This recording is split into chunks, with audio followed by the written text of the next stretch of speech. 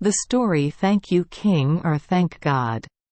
The king who rules the kingdom often distributes charity to the poor subjects living around the palace.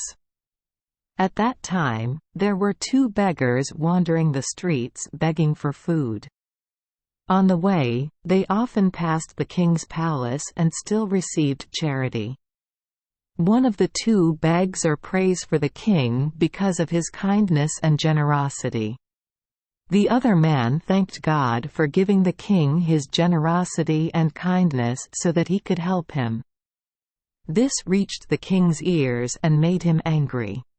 Once the king called and said, "I am the one who gives you food and drink every day. So who else do you thank?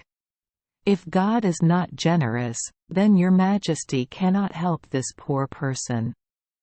One day the king ordered the baker to make 2 identical loaves of bread and put precious stones in one loaf. Then have someone bring a cake filled with precious stones to the beggar to pray for the king. The other cake was brought to the other beggar and they said it was a gift from the king. The baker carefully followed the king's orders. When the 2 beggars left the palace, the beggar who was still praying for the king suddenly felt that his cake was heavy, and apparently not delicious. He then exchanged it for the other beggar. The other person wants what's good for his friend, so he agrees to change. Then everyone went their separate ways.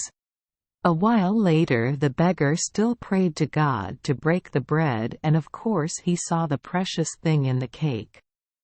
He knelt down to thank God for helping him, and from that day on he no longer had to go to the palace or wander the streets every day to ask for alms. The king was surprised to see that the beggar had not come to the palace for a long time. He then asked the baker, "Did you make a mistake when you gave 2 cakes to 2 beggars?" "Sir." "Just as His Majesty ordered." The king then asked the beggar who was still walking alone through the palace, "Did you eat the bread I sent you that day?" The beggar answered honestly, "That cake is too heavy. Looks like it wasn't grilled well, so I changed it to my companion." At that time, the king realized one thing: only God can turn a rich person into poor and a poor person into rich. Quote, "Thank you for joining us for today's fairy tale. We hope these stories bring joy and meaning to your day.